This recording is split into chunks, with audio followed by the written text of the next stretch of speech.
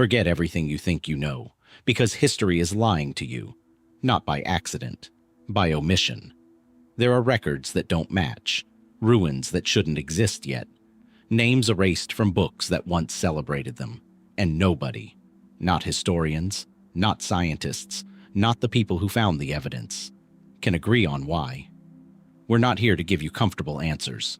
We're here to hand you 10 unsolved cracks in the story you were taught and let you decide what's really underneath them. No fluff, no filler. Just the facts that don't fit. Let's get into it. Under the cold stone floor of Nidaros Cathedral in Trondheim, Norway, somewhere beneath centuries of footsteps, incense, and prayer, lies a body that no one has been able to find for over 450 years. It belongs to a king, a warrior, a saint, and if the stories are to be believed, a man whose body once refused to decay. His name was Olaf Haraldsson, Olaf II of Norway, and understanding why his final resting place became one of Scandinavia's most enduring mysteries means going back to the summer of 1030 to a hillside battlefield called Stiklestad, northeast of Trondheim. Olaf was not, by most historical accounts, a gentle man. He had spent his youth raiding across Europe before returning to Norway to seize the throne and force Christianity onto a population still loyal to its old gods. His methods were often brutal. He made enemies of the very farmers and nobles he ruled. And when the powerful Danish king Chanut moved to claim Norway for himself, those enemies were waiting. At Stiklestad, Olaf's small, hastily gathered force was overwhelmed. He died in the fighting, along with much of his support. By any ordinary measure, that should have been the end of his story. It was only the beginning. According to the sagas, sources written down roughly 2 centuries after the events they describe, and therefore treated by historians with some caution, Olaf's body was quietly buried on the sandy banks of the river Nidelva. A year later, so the story goes, the grave was reopened, and Olaf's corpse was found remarkably intact, as though time had simply declined to touch it. To the people of 11th century Norway, this was not a puzzle. It was a sign. Within a year of his death, the Bishop of Nidaros declared Olaf a saint, one of the fastest canonizations in medieval memory. The brutal king who had terrorized his own subjects was transformed into Rex Perpetuus Norvegi, Norway's eternal king. What followed was 5 centuries of devotion almost without parallel in Northern Europe. Olaf's remains were moved from church to church as his cult grew, first to St. Clement's, then to St. Mary's, and finally enshrined behind the high altar of a cathedral built specifically to hold him. Nidaros Cathedral became known as the heart of Norway, and pilgrims walked hundreds of miles, across mountains and fjords, just to stand near a silver reliquary shaped like a miniature church, its edges said to be crowned with carved dragon heads. Every Norwegian king from the 13th century onward was required to swear his coronation oath at that shrine. For half a millennium, Olaf's bones were not just religious relics. They were the anchor of a nation's identity. And then, in the space of a few decades, they vanished.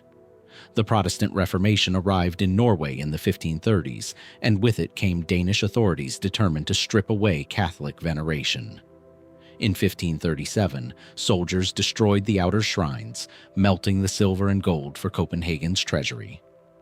Only the innermost wooden coffin survived, quietly moved to a fortress called Steinvikholm.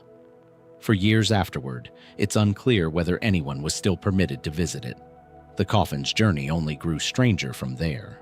War broke out between Sweden and Denmark in the 1560s, and Swedish forces occupied Trondheim, moving the coffin first to a nearby chapel, then eventually back toward the cathedral itself. When Danish control was reasserted, a local official made a final decision. Rather than allow the grave to remain a pilgrimage site, he ordered it filled with earth and deliberately hidden. That was 1568. No written record survives of exactly where. For nearly 460 years, that single administrative decision has left one of the most significant figures in Norwegian history missing from history itself. So where does that leave us now? Modern investigators haven't simply shrugged and moved on.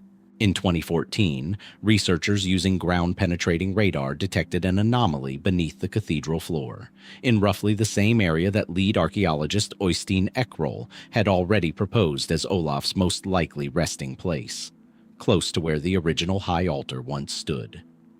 Whether that anomaly is a forgotten grave, a construction feature, or something else entirely, remains untested. No excavation has yet confirmed it. Complicating things further, restoration work carried out in the cathedral during the 19th century may have unintentionally erased the very evidence investigators are now searching for. Records suggest that post-Reformation graves were cleared from the cathedral grounds during that period, their occupants reburied in unmarked plots. It's entirely possible Olaf's remains were among them, moved unknowingly into anonymity by well-meaning restorers 3 centuries after the fact. A separate cache of unidentified bones, representing at least 14 individuals, was found stored in a box within the cathedral's crypt as recently as 2013, a detail that only deepens the uncertainty about what has been quietly resting, unlabeled, beneath the building for generations. There is, however, one tangible fragment connected to this story. A single relic, a calf bone, kept today in a cathedral in Oslo, given away by a Danish king in the 19th century long before anyone thought to test it scientifically. When researchers finally did in 2013, the results were difficult to dismiss outright. The bone belonged to a man who had died in battle, at roughly Olaf's age, in a time frame consistent with 1030. Isotope analysis suggested he'd been raised on a diet typical of Norway's interior. Traces of soft tissue hinted the bone may never have been buried in the ground at all, consistent with a body kept wrapped and displayed in a shrine, exactly as the sagas describe. It is not proof. It cannot be proof, not on its own. But it is enough to keep the question alive. Beneath Nidaros Cathedral, current excavation proposals remain unapproved. Several areas, including sections beneath its octagonal chapels, have never been opened at all. Church leaders have, at different points, deliberately chosen not to pursue further searches, weighing archaeological curiosity against the sanctity of consecrated ground, which leaves the question suspended, much as it has been for centuries. Is Norway's eternal king still lying, undisturbed, exactly where his people once knelt to swear their oaths, waiting beneath stone that has never been lifted? If Olaf's story is a mystery of a body that vanished, Cuthbert's is something stranger still. A body that, for over 1,000 years, seemed to refuse to disappear at all. Walk into Durham Cathedral today, up the worn stone steps behind the choir, and you'll find a plain slab of black limestone. No gold, no jewels, just a single Latin word carved into the surface. CV Theobert VS. It looks almost deliberately modest, a strange resting place for a man once considered one of the most powerful dead bodies in England. To understand why, we have to go back to the year 687, to a wind-swept hermit cell on Inner Farne Island, off the coast of Northumberland. Cuthbert had once been a bishop, a healer, a man Bede would later describe performing miracle after miracle for the sick and the desperate. But by the end of his life, he wanted nothing more than solitude. He died alone on that island and was carried back to the monastery at Lindisfarne to be buried in a simple stone tomb.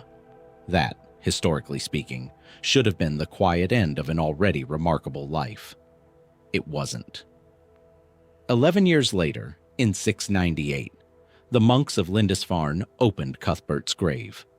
Their intention was practical, to move his bones into a proper reliquary, as was customary for a man already being venerated as a saint.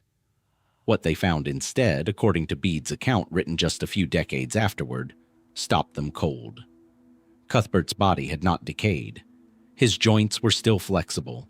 His skin, they said, retained color. He looked, by every description that survives, like a man simply asleep. For the monks, this was not just remarkable. It was proof. An incorrupt body was, in the theology of the time, one of the clearest signs of sainthood a community could hope to witness, evidence that God had chosen to preserve what should have returned to dust. A new coffin was built to hold him, an oak chest carved with images of Christ, the Virgin and Child, the Apostles, and Archangels. A coffin so early and so rare that fragments of it survive today as one of the only pieces of Anglo-Saxon woodwork left in existence anywhere in Britain. And then the real journey began. In 875, with Viking raiders sweeping across Northumbria, the monks of Lindisfarne made a decision that would define the next 2 centuries of Cuthbert's story. Rather than abandon their saint to the invaders, they lifted his coffin and simply left. For 7 years, by tradition, this community wandered the north of England, carrying Cuthbert's body from place to place, searching for somewhere safe. They stopped at Chesterle Street. They considered Ripon, and then, according to the story still told at Durham today, the cart carrying Cuthbert's coffin became inexplicably stuck in the earth near a bend in the River Wear. A monk reportedly received a vision that night, Cuthbert himself instructing them to take him to a place called Dunholm. No one in the group had heard the name before. They found it anyway. The wheels, the story goes, came free the moment they turned toward it. Whatever actually happened on that riverbank, what's certain is this. A wooden church was built on the site, followed eventually by the vast Norman cathedral that still stands there now.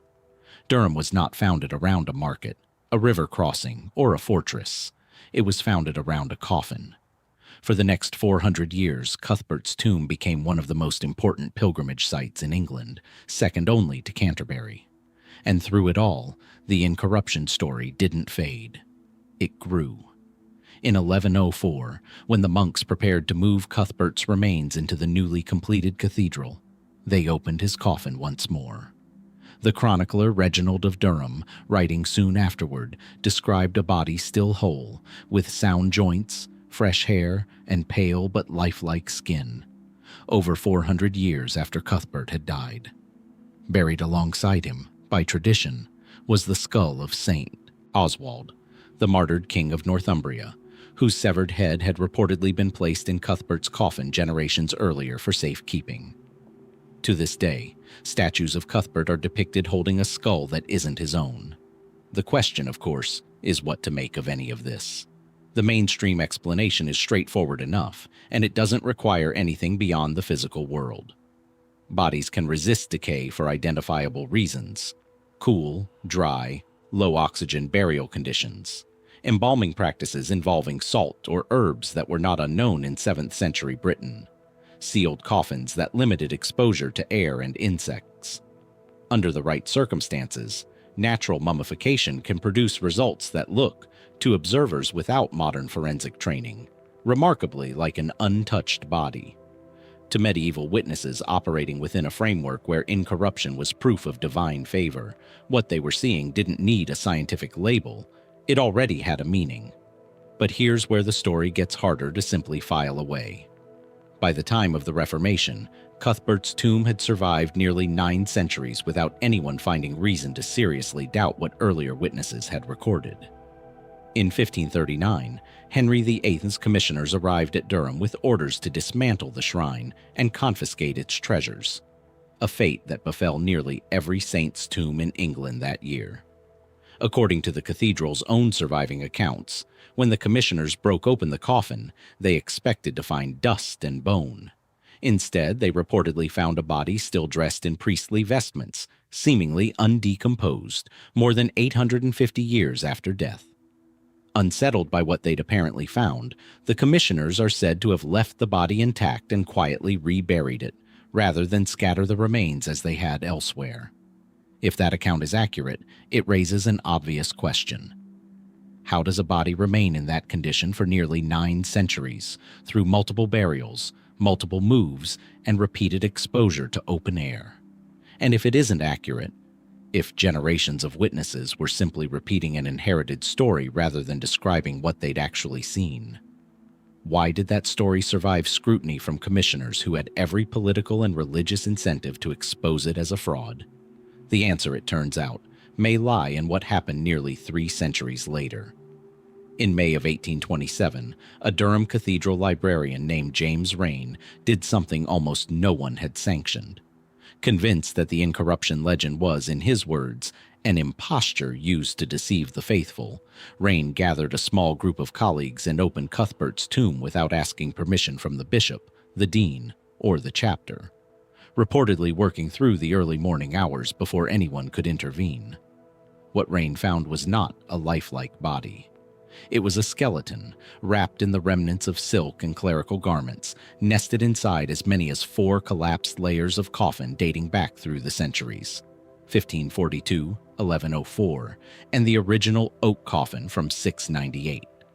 Alongside the bones lay skull fragments believed to be Oswald's, small bones traditionally identified as relics of other saints, and a collection of objects that would turn out to be extraordinary in their own right. An ivory comb, a portable altar, a gold and garnet pectoral cross, and a copy of the Gospel of John so well preserved it remains one of the oldest intact European books in existence. Raine published his findings as definitive proof that the incorruption story had always been myth. But not everyone accepted that conclusion at the time, and the debate has never entirely closed. Some historians have pointed out that Raine had a documented agenda. His own writings describe his excavation explicitly as an attempt to discredit Catholic veneration during a period of considerable religious tension in England. Others have raised a quieter, stranger possibility: that the monks of Durham, forewarned of Henry VIII's commissioners in 1539, may have hidden Cuthbert's actual remains elsewhere in the cathedral, leaving a substitute, or an empty ceremonial burial, in the tomb that has been opened and studied ever since. If true, the skeleton examined in 1827 and reburied beneath that plain slab today might not be Cuthbert at all. There is no hard evidence that this happened. There is also, notably, no way to fully rule it out. No comprehensive modern forensic examination, DNA analysis, radiocarbon dating tied directly to the skeletal remains themselves, has ever been permitted on the bones resting beneath Durham Cathedral's floor. The tomb remains by choice a place of prayer rather than a research site, which leaves us with a body that 11 separate generations of witnesses described as impossible, examined finally by a man determined to prove them all wrong, and a resolution that, depending on who you ask, either closed the case or simply buried it more carefully than before. So the slab reads, CV Bert VS, plain and unadorned, exactly as its keepers intended. But is the man beneath it the same one who was carried, coffin and all, across 2 centuries of war and flight to get there? Or did the real answer to that question slip away centuries ago, hidden by monks who understood, better than anyone since, exactly what was worth protecting, and exactly how to make sure no one could ever be entirely certain again? Where Olaf's story leaves us with a body that may still be waiting beneath consecrated stone, and Cuthbert's leaves us questioning whether the right body was ever found at all, our next mystery asks something different. And in some ways, harder to answer. What happens when an entire building, an entire community, simply disappears from the map, and the ground itself goes quiet about where it stood? Stand today on the windswept headland of St. Abb's Head, on the rugged coastline of the Scottish borders, and you'll find cliffs, seabirds, a lighthouse, and the low, broken remains of a stone chapel worn down by more than 1,000 years of North Sea wind. Tourists come for the views. Few of them know they're standing on what was, for centuries, believed to be one of the most important religious sites in early medieval Britain. The monastery of a princess-turned-saint named Æbbe, sister to 2 kings, teacher of a queen who would go on to found one of England's great cathedrals, and a woman whose name still marks this headland today. And yet, for the better part of 1,000 years, no one could find her monastery at all. To understand why that's strange, you have to understand who Abbey was. She was born around the year 615, the daughter of Ethelfrith, a king of Bernicia in what is now northern England, at a moment when the political map of Britain was being violently redrawn. When her father was killed and the throne seized by a rival, Abbey fled into exile as a child, alongside her brothers, among them Oswald, who would grow up to reclaim the kingdom, and in time be venerated as a saint himself for founding the great monastery on Lindisfarne. When Æbbe eventually returned to Northumbria, she chose not a marriage, but a monastic life, and with her brother's support established a religious community on this coastline at a place the Venerable Bede recorded by its Latin name, Urbs Colludi, the Fort of Collud. In time, that name would shift into Old English as Collodesburg, and later still into the name still used today, Coldingham. What Æbbe built there was, by the standards of the 7th century, remarkable. It was a double monastery, a single religious house containing separate communities of monks and nuns, worshipping together but living apart, an arrangement common enough in early medieval Britain, but requiring real administrative skill to sustain. Æbbe ran it for decades. She was influential enough that her nephew, King Ecgfrith of Northumbria, sought her counsel. Sources describe her intervening personally to secure the release of the imprisoned Bishop Wilfrid, one of the most powerful churchmen in England at the time. She tutored Ethelthryth, a former queen of Northumbria who left court life to pursue religious devotion under Æbbe's guidance, before going on to found the monastery that would one day become Ely Cathedral. And Æbbe's monastery became closely tied to the story of one of Britain's most famous saints. It was here, according to Bede's own account, that Cuthbert of Lindisfarne is said to have waded into the freezing sea at night to pray, watched, as the story goes, by otters that emerged from the waves to warm his feet. By any measure, this was not a minor outpost. This was a major religious and political center, tied by blood and doctrine to some of the most significant figures in early English Christianity. So how does something like that simply vanish? The historical record offers a starting point, and it isn't especially mysterious on its own. According to Bede, not long after Æbbe's death around 683, the monastery burned down, an event the medieval sources frame almost as divine judgment, describing a monk named Adamnan who had reportedly prophesied the fire as punishment for the community's growing laxity. Bede himself, notably, is far less flattering about Coldingham than he is about most religious houses he describes. Contemporary accounts suggest that under Æbbe's later leadership, discipline had loosened considerably, with monks and nuns reportedly spending their time on idle pleasures rather than prayer and vigil.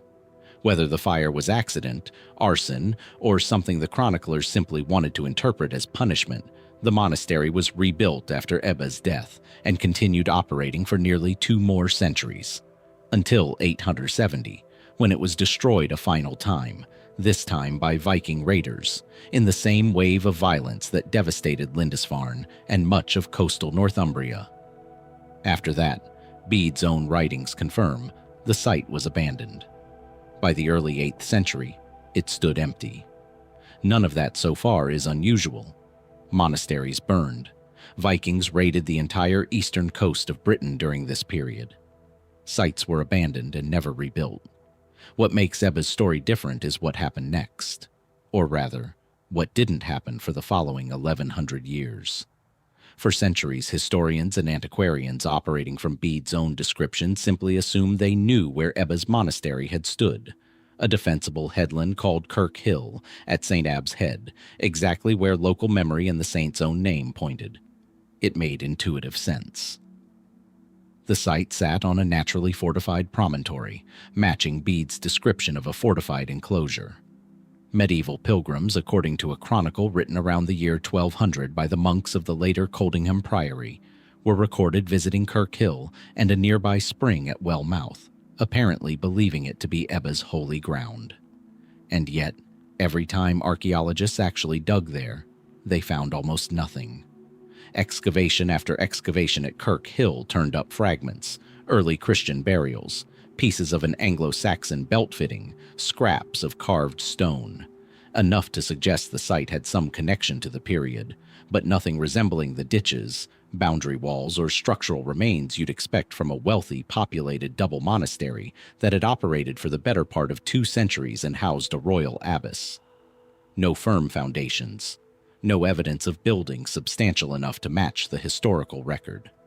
For a saint this significant, in a location seemingly confirmed by both Bede and centuries of pilgrim tradition, the archaeological silence was, to put it plainly, difficult to explain. For decades, that silence hardened into its own kind of mystery. Was Kirk Hill simply the wrong location entirely? A site of secular fortification, as some researchers eventually proposed, rather than religious settlement?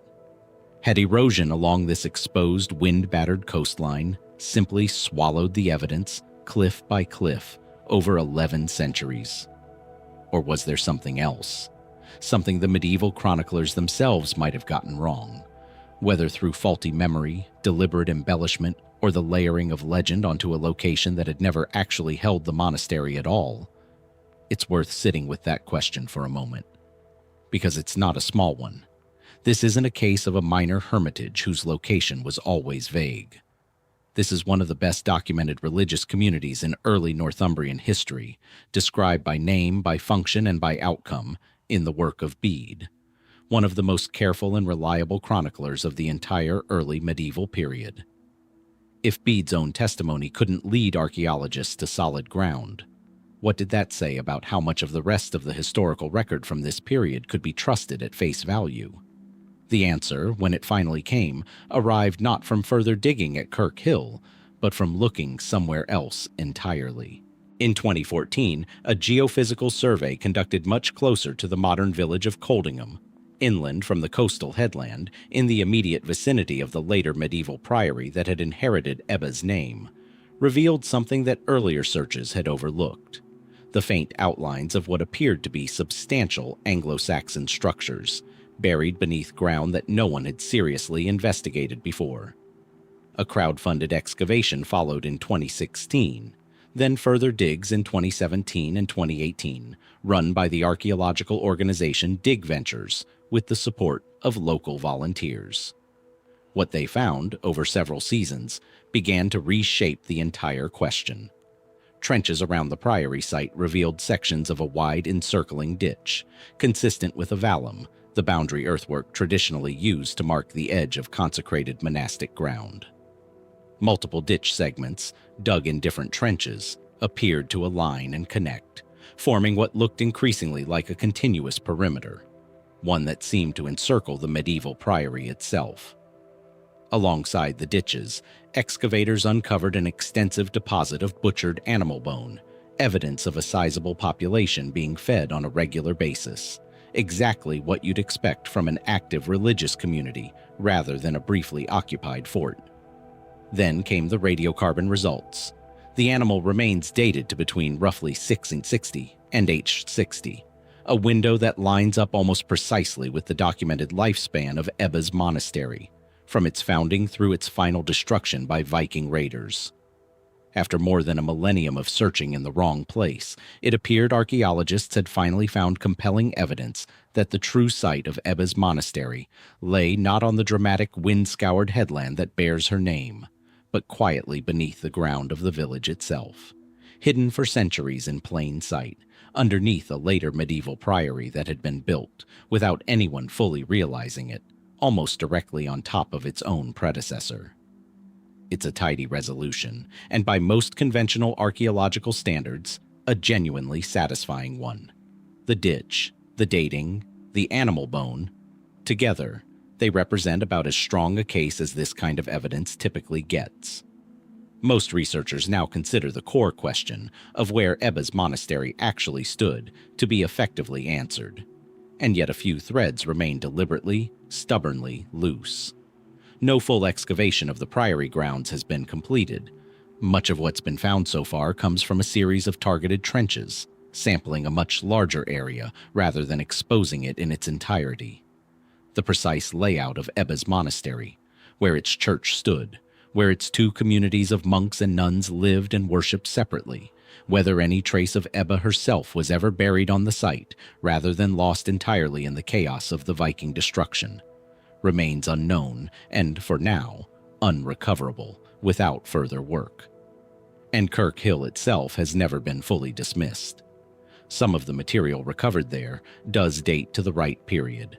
It may simply represent a secondary structure, a lookout, a smaller satellite site connected to the main monastery rather than the monastery itself. meaning the headland that carried Æbbe's name for 1,000 years may still have played some real, if lesser, role in her story that is yet to be fully understood. So the location, in broad strokes, may finally have been found. But the fuller picture, the buildings, the burials, the exact boundaries of a community that shaped the religious life of an entire region for 2 centuries, is still, quite literally, buried. What else lies beneath that quiet Scottish village, waiting for the next trench to be opened? And what does it say about the historical record more broadly, that a site this well documented could still hide successfully in plain sight for well over 1,000 years? Æbbe's monastery, once lost, has largely been found again, buried, but no longer invisible. Our next site poses almost the opposite problem. A place that never disappeared at all, whose towers have stood in full view on a riverbank for over 1,000 years, and yet whose true contents, the bones, the bodies, the identities behind one of its most famous monuments, may be lost for good. On a wide bend of the Cerne, in the Normandy countryside, 2 pale limestone towers rise nearly 50 meters into the sky, roofless, hollowed out, open to the weather. Victor Hugo once called this place the most beautiful ruin in France, and it's not hard to see why. Walk through the empty nave of what was once the Abbey Church of Notre Dame de Jumièges, and you're walking through open air where a soaring Romanesque ceiling used to be, grass growing where monks once knelt in prayer for over 1,000 years. Jumièges was not a minor foundation. Founded in 654 by a nobleman-turned-monk named Philibert, on land granted by Queen Bathilde, wife of the Frankish king Clovis II, it grew within a generation into one of the largest and wealthiest monasteries in Western Europe.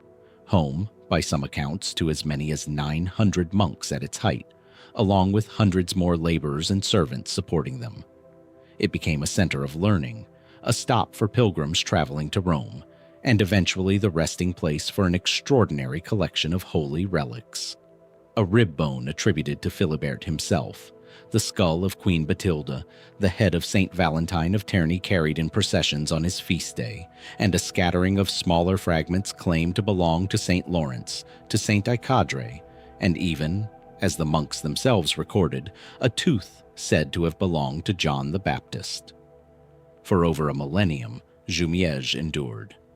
It survived a devastating Viking raid in 841, when Norse raiders burned the abbey to the ground, forcing the monks to flee upriver with whatever relics and manuscripts they could carry, echoing almost word for word the same desperate Latin prayer once uttered by the monks of Lindisfarne, facing the same fate. From the fury of the Northmen, free us, Lord. It survived that, and rebuilt. It survived the 100 Years' War. It survived more or less the wars of religion in 1562, when Huguenot forces pillaged the monastery, stripping the altars, melting down sacred vessels, and by contemporary accounts destroying or stealing nearly everything of value, including the shrines that housed its relics. It survived even that, rebuilding once more, continuing to function as an active religious community for another 2 centuries.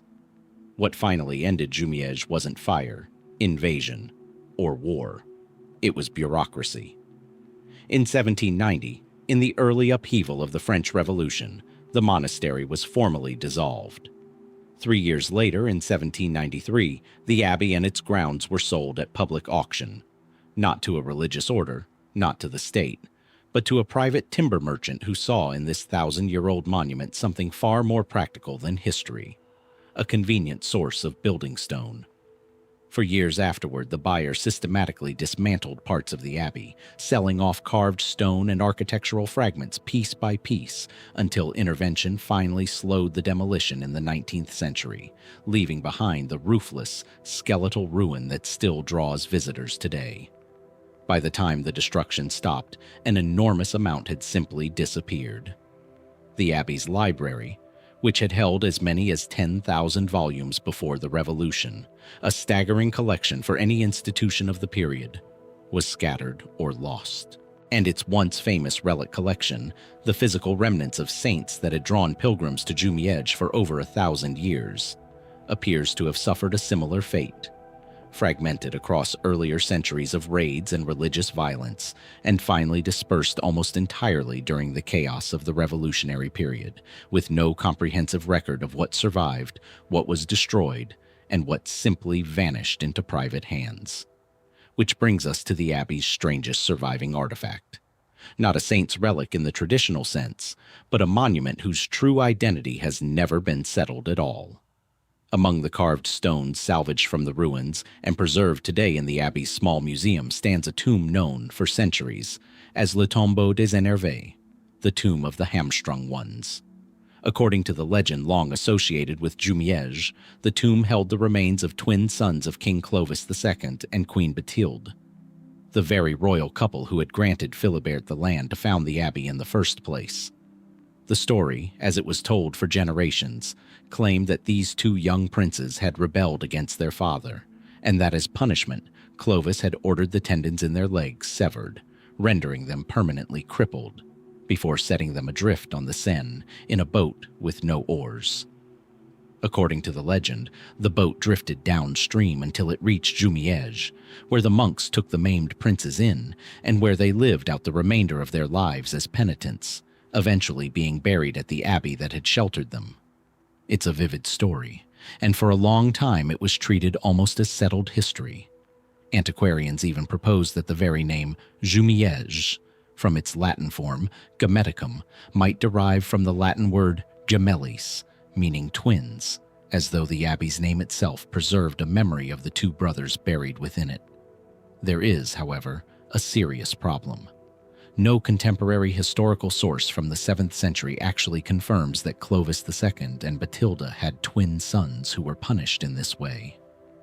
The story doesn't appear in any surviving record from anywhere near the time it supposedly happened.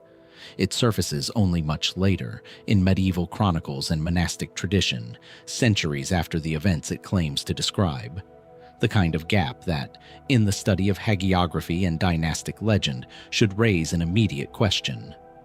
Was this a genuine historical memory, preserved orally for hundreds of years before finally being written down? Or was it a story invented later? Perhaps to explain an existing unidentified tomb whose true occupants had already been forgotten, or perhaps to serve some other purpose entirely, such as reinforcing the abbey's prestige by linking it directly to Frankish royalty. Some historians have offered a more grounded, if less dramatic, alternative. A few sources instead connect the tomb to an entirely different pair of exiled figures, Duke Tassilo of Bavaria and his son, deposed and banished by Charlemagne in the late 8th century, and reportedly sent to live out their remaining years in monastic confinement. A documented historical event, unlike the Clovis legend, though one whose connection to this specific tomb at Jumièges is far less certain than the more famous twin story that eventually eclipsed it in popular memory. Whichever version is closer to the truth, if either is, the tomb itself only deepens the puzzle rather than resolving it. During the demolition and looting that followed the revolution, the original monument was damaged, and what visitors see today is, by most accounts, an assembly of surviving fragments rather than the tomb in its original form. Recognizable, certainly, but not necessarily complete, and not necessarily arranged exactly as it once stood. No modern archaeological or forensic examination has definitively confirmed whose remains, if any, were actually interred there, when they were placed there, or whether the individuals memorialized by the monument's carved effigies bear any relationship at all to the human remains that may once have rested beneath it. In other words, we have a legend without a documented historical source. We have an alternative historical figure without clear evidence connecting him to this specific monument. And we have a physical tomb, damaged and reassembled after 2 centuries of upheaval, that has never been conclusively tied to either story. The same uncertainty, in a quieter way, hangs over nearly everything else the Abbey once held. What actually happened to Philibert's rib brought to Jumièges in 1493? What became of Bathilde's skull, acquired by the monks in 1655, or the smaller relics of Lawrence, Acadre, and the others, recorded in the Abbey's own inventories? Some fragments may have survived the Huguenot destruction of 1562, only to be lost for good in the chaos of 1793. Others may have been quietly sold off along with the architectural stone, passing into private collections where their origins were eventually forgotten entirely, indistinguishable by now from any other unlabeled fragment of old bone. It's entirely possible that pieces of Jumièges' relic collection survive today, sitting in a private cabinet or a provincial museum somewhere in France, their true history unknown even to whoever currently holds them. This is, in its way, a different kind of mystery than Olaf's missing bones or Cuthbert's disputed skeleton. There's no single grave to search for here, no ground-penetrating radar survey waiting to confirm a hidden chamber. What Jumièges lost wasn't hidden away in secret. It was dispersed, gradually and often carelessly, across centuries of war, religious upheaval, and finally plain commercial demolition, until the connections between object and story, between bone and identity, simply frayed apart. And yet the ruin itself insists on being remembered. Those two towers still stand, visible for miles along the river, drawing visitors who walk through the roofless nave much as pilgrims once did, centuries earlier, seeking out relics that mostly no longer exist in any recoverable form. The tomb of the Énervé remains on display, its carved figures still recognizable, its true occupants, twin princes, exiled duke, or someone else entirely lost to history, still unconfirmed. So when you stand before that tomb today, admiring stone that has survived 1,000 years of fire, war, and demolition, what exactly are you looking at? A genuine record of a Frankish royal tragedy, remembered faithfully across 14 centuries? A later invention, grafted onto an older, nameless grave to give it a story worth telling? Or simply one more fragment of a much larger collection, an entire abbey's worth of relics, bones, and history? That slipped quietly out of memory somewhere between a Huguenot raid and a stonemason's auction, and was never seen again. The tomb of the Énervé keeps its secret quietly, in carved stone, in a museum case, in the ordinary daylight of a public ruin. What we turn to now is a very different kind of disappearance. Not a monument whose identity is uncertain, but a monastery whose entire physical location and the vast written record it once held seem to have been erased so completely that historians still argue over where to even start digging. Today, if you walk through the small village of Bangor on Dee, on the Welsh side of the border with England, along the slow curve of the River Dee, you'll find a red sandstone parish church, a stone bridge with 5 graceful arches, and very little else. No ruins, no towers, no fragment of ancient wall protruding from a hillside. And yet, for a span of perhaps 2 centuries during the 5th and 6th centuries AD, this quiet stretch of riverbank was home to one of the largest religious communities in the whole of early Christian Britain, a monastery so vast that when it was ultimately destroyed, the number of monks reportedly slaughtered outnumbered the entire population of most medieval towns. Its name was Bangor Iscoed, literally Bangor below the wood, and its story exists at an unusual and uncomfortable intersection. Partly documented by one of the most trusted historians of the early medieval period, and yet almost entirely unlocatable on the ground today. The monastery by tradition was founded around the year 560 by a churchman named Dunaud, at a time when Christianity in Britain existed in a form quite distinct from the Roman Church that would later come to dominate the island. A Celtic Christian tradition with its own customs around monastic life, its own calendar for observing Easter, and its own uneasy, often adversarial relationship with the missionaries Rome was beginning to send into Britain from the south. Dunaud himself is recorded as one of several British bishops who met personally with Augustine of Canterbury, the missionary later credited with formally establishing the Roman Church in England, in a conference intended to bring the older British Christian communities into alignment with Rome. That meeting, by every surviving account, ended in failure. The British delegation, Dunaud apparently among them, refused to submit to Augustine's authority, and the 2 branches of British Christianity parted on distinctly hostile terms. What happened next has been debated for well over 1,000 years, and the debate begins with a genuinely uncomfortable question. Did that failed meeting, according to some later, more embellished chronicles, come with a prophecy attached?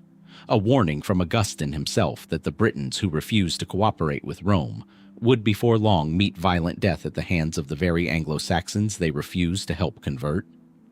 Whether or not any such warning was ever actually spoken, what followed within a decade or so has been recorded, in outline at least, by a source considerably more reliable than legend. The Venerable Bede, writing his ecclesiastical history of the English people less than a century and a half after the events themselves. According to Bede, in the early 7th century, the exact year remains disputed, with sources ranging from 605 to 616. Ethelfrith, the pagan king of Northumbria, led his forces south to confront a coalition of British kings near the Roman fortress city of Chester. As the two armies prepared to meet, a large body of monks from Bangor reportedly arrived at the battlefield, not to fight, since they carried no weapons, but to fast, pray, and observe, hoping their devotions might tip the outcome in favor of the British forces. Bede records that when Ethelfrith learned what the monks were doing, his response was chillingly direct. If they were praying against him, he reasoned, then they were fighting him, whether or not they carried arms. He ordered his warriors to attack the unarmed monks before the main battle even began. What followed, according to Bede's account, was not a skirmish, but a massacre. He puts the number of monks killed at 1,200, with only around 50 escaping alive. Other sources vary considerably. The Anglo-Saxon Chronicle, for instance, records a very different figure of 200 priests killed and gives a different date entirely. But even accounting for the kind of numerical exaggeration common in early medieval chronicles, the consistent thread across every surviving account is the same. This was not a small community caught in the crossfire of a battle. This was one of the largest religious institutions in Britain, effectively annihilated in a single afternoon. And here is where the story shifts from documented tragedy into something closer to an open historical wound. Later medieval chroniclers, writing centuries after Bede, added a detail that Bede's own account does not include. That after the slaughter, Ethelfrith's forces didn't merely defeat the monastery's defenders. They burned the monastery itself to the ground, and with it, by some accounts, an enormous library of manuscripts. One 19th century historian, drawing on this later tradition, described the English forces as having entirely destroyed the monastery and committed its, in his words, valuable library to the flames. If that detail is accurate even in outline, the implications are difficult to overstate. A monastic community large enough to lose 1,200 members in a single massacre would almost certainly have maintained a scriptorium and library on a scale to match. A repository of Celtic Christian texts, early biblical commentary, and quite possibly historical or genealogical records found nowhere else, representing generations of accumulated Britannic Christian scholarship from a period for which written sources are already desperately scarce. If such a library existed, and if it burned in the aftermath of the Battle of Chester, then an entire vein of early British history, the kind of primary source material historians today would give almost anything to examine, was extinguished in an afternoon, leaving modern scholars to reconstruct 5th and 6th century British Christianity almost entirely from fragments, later copies, and the occasional passing reference in outside sources like Bede himself. But how much of this can we actually trust? This is where the mainstream historical picture grows genuinely uncertain, rather than simply grim. Bede's account of the massacre is treated by historians as fundamentally credible. Bede is, by the standards of his era, an unusually careful and methodical historian, and the core event, a slaughter of unarmed monks by Ethelfrith's forces, is corroborated in outline by other early sources, even where the numbers and dates diverge. The burning of the library, however, appears nowhere in Bede's own text. It surfaces only in much later retellings, raising the real possibility that it was a dramatic embellishment added by antiquarians centuries afterward, a vivid, tragic detail that made for better storytelling than it necessarily reflected historical fact. It's entirely possible no such library ever existed in the form later writers imagined, or that whatever written materials the monastery held were more modest than the myth suggests. And then there is the second, quieter mystery, one that has nothing to do with the library at all. No one has ever definitively located where the monastery actually stood. Unlike Jumièges, unlike Nidaros, unlike Durham, Bangor Iscode left behind no ruin, no foundation stones, no wall fragment protruding from a field. The parish church that exists in the village today, dedicated fittingly to Dunaud himself, dates only to around the year 1300, built by local tradition on the minimal remains of the earlier monastic site. Though what exactly those remains consisted of, and how much of the original monastery's footprint they represent, has never been established through any rigorous archaeological excavation. Some local historians have proposed a more startling explanation for the total absence of physical evidence: that the River Dee itself, known for shifting its course across this low, flat floodplain over the centuries, may have simply eroded away or buried the monastery's foundations entirely, leaving the site of one of early Britain's largest religious communities somewhere beneath the modern riverbed or its banks, accessible, if it survives at all, only to sediment, silt, and whatever the current chooses to reveal or conceal. No comprehensive geophysical survey of the kind that eventually located Æbbe's monastery at Coldingham has ever been conducted here. No crowd-funded excavation has broken ground along this stretch of the Dee in search of Bangor Iscoed's foundations. The site remains, in the most literal sense, an absence, a monastery documented in one of the most reliable historical sources of the early medieval period, whose location, contents, and ultimate fate exist almost entirely in the realm of inference, tradition, and increasingly uncertain retelling the further you move from Bede's original account. So what actually happened on that riverbank, sometime in the early 7th century? A massacre, certainly. That much is corroborated well enough to stand as historical fact.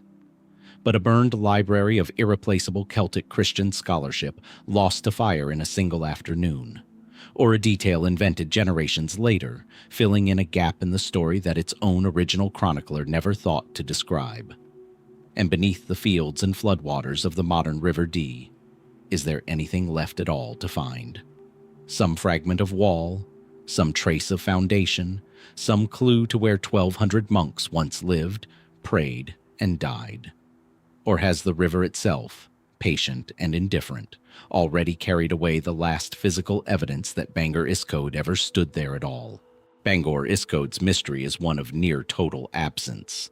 A place, and perhaps a library, erased so thoroughly that historians can't even agree where to point a shovel. Our next mystery is the opposite kind of problem entirely. An object that has survived, intact, in a climate-controlled reading room in Cambridge that anyone can examine today, and that still manages to keep several of its most basic secrets.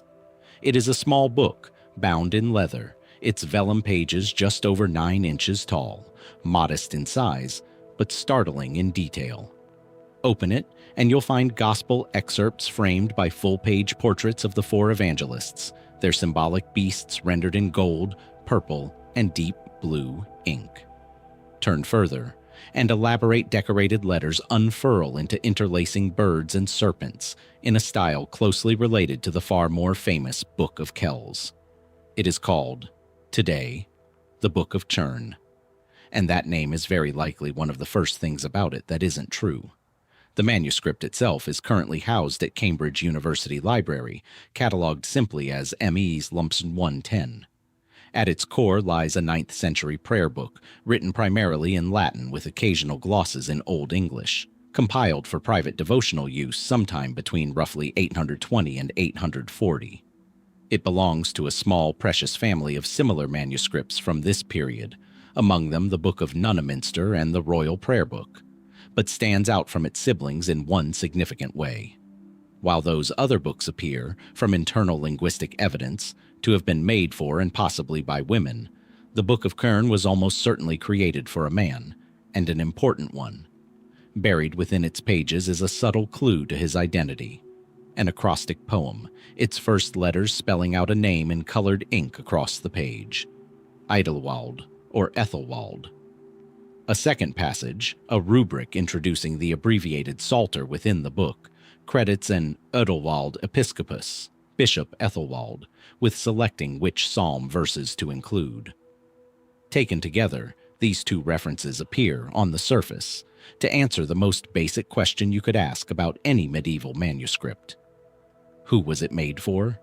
Except they don't, not cleanly. Because in early 9th century England, there were multiple bishops who might fit that description, and scholars have spent well over a century arguing about which one this book actually belonged to. The most obvious candidate, and the one that has slowly gained the widest acceptance in recent decades, is Ethelwald, Bishop of Lichfield, who held that office from 818 to 830, a chronology that lines up neatly with the manuscript's estimated production date, and one supported by detailed paleographic and stylistic analysis conducted by manuscript historian Michelle Brown in the 1990s, who linked the book's script and decoration firmly to the Kingdom of Mercia, and quite possibly to a scriptorium in Worcester or Lichfield itself. But that consensus is more recent than you might expect, and it didn't emerge unopposed. As early as 1868, one of the first serious scholars to study the manuscript attributed it instead to Lindisfarne, pointing toward an entirely different Ethelwald, a bishop of that Northumbrian monastery who held office nearly a century earlier, between 721 and 740. Variants of this Lindisfarne theory persisted through much of the 20th century, championed by respected scholars who saw stylistic and textual echoes of Northumbrian manuscript traditions embedded within the book, echoes strong enough that even Brown herself, while ultimately favoring the Mercian bishop, acknowledged that the connection to Lindisfarne's earlier tradition might run deeper than simple coincidence, as though the Book of Cerne had been produced with an awareness of, or even in direct reference to, an earlier manuscript tradition 100 years its senior. Why would a name pointing to two different bishops, in two different kingdoms, separated by roughly a century, persist as a genuine scholarly puzzle for well over 100 years of study? Because, as it turns out, this uncertainty about a name is only the surface layer of a much deeper problem. Nobody actually knows with any confidence where this manuscript was made, who commissioned it beyond that ambiguous name, or, strangest of all, how it acquired the name it's known by today, given that there appears to be no genuine historical connection between the manuscript and the place its title refers to at all. The Cerne in the Book of Cerne refers to Cerne Abbey, a Benedictine monastery in Dorset in the south of England, hundreds of miles from Mercia, the kingdom most scholars now believe actually produced the manuscript. The name exists because, at some point after the manuscript's creation, the original 9th century prayer book was physically bound together with two entirely separate sets of documents relating to Cerne Abbey, one set dating from the 14th century, the other from the very end of the 15th or early 16th. And yet, despite the manuscript now carrying Cerne's name for the whole of its documented modern history, researchers examining the physical binding and codicological evidence have found no indication that these later Cerne materials were joined to the Anglo-Saxon prayer book anywhere near the time either set of documents was actually produced. The current best estimate places that binding as late as the 16th century, and the manuscript's own custodians at Cambridge University Library state plainly that there is no evidence anywhere that the 9th century portion was ever actually kept at Cerne Abbey at all. Which raises an almost disorienting question. If the Book of Cerne was never at Cerne, then where was it? What happened to a small, precious, richly illuminated royal caliber prayer book for roughly 6 or 7 centuries between its creation in Mercia in the 820s and its earliest confirmed documented appearance, which doesn't occur until 1697, when it's recorded in the possession of an English bishop named John Moore, alongside an entirely unrelated copy of Magna Carta? That gap is not a small one. 600 years. An object this valuable, this carefully made, presumably passed through the hands of multiple owners, multiple religious institutions, possibly multiple kingdoms during a period of extraordinary upheaval in English history. the collapse of Mercian political power, the Viking invasions that devastated so much of England's ecclesiastical infrastructure and, by scholarly consensus, destroyed a huge proportion of Anglo-Saxon manuscripts that once existed, and finally, the Norman Conquest, which reorganized English religious institutions all over again. Somewhere within that long, violent stretch of history, the Book of Cerne survived. Undocumented, unrecorded, its journey completely unknown, until it resurfaces, centuries later, bound to unrelated Dorset Abbey paperwork in the collection of a 17th century bishop who may have had no idea of its true age or origin at all. Even the manuscript's internal contents carry a small, unexplained gap of their own. Its abbreviated psalter, a compressed set of psalm verses meant to stand in for the full text during private devotion, is missing an entire span of material, Psalms 118 through 136, verses simply absent from the sequence. Scholars have offered two competing, equally plausible explanations. Either the scribe was working from an already flawed exemplar that had lost this section before the Book of Cerne was even copied, or someone, the scribe, or perhaps the patron himself, deliberately chose to omit these psalms as not suited to the purpose of this particular prayer book. Both are reasonable. Neither can currently be proven. None of this rises to the drama of a Viking massacre or a missing royal skeleton. But it captures something quietly unsettling about how much of the historical record survives not as a continuous chain, but as isolated points of light separated by centuries of total darkness. An exquisite, personal object made for a specific bishop whose precise identity still can't be confirmed, in a scriptorium that can only be guessed at, missing a section of its own core text for reasons no one can determine, carrying a false name derived from an institution it may never have actually visited, and vanishing from any documented record for the better part of 700 years before quietly reappearing in a bishop's private collection. So who, precisely, commissioned this book? A Mercian bishop consolidating his authority in the 820s, or an echo of an even older Northumbrian tradition reaching back a century further still? Where did it spend those 6 centuries of silence, and through how many hands, how many monastic libraries, how many near misses with fire, flood, or Viking raid did it pass unrecorded before resurfacing in 1697? And what, if anything, ever filled those 19 missing psalms? Lost before the book was made, or deliberately left out by a patron whose reasons died with him. We just watched one manuscript hide in plain sight for centuries under a name that was never truly its own.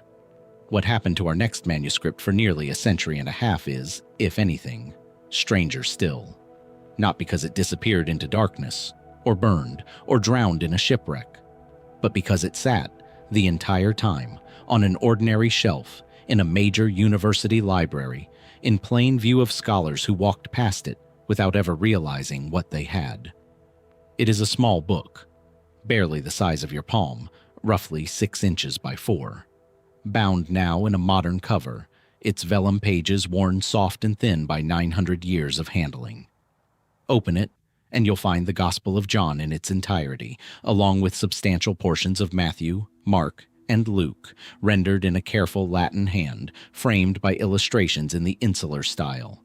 Full-page portraits of evangelists, their features simplified almost to abstraction, their haloed heads surrounded by fields of red dotting characteristic of the same artistic tradition that produced the Book of Kells and the Lindisfarne Gospels.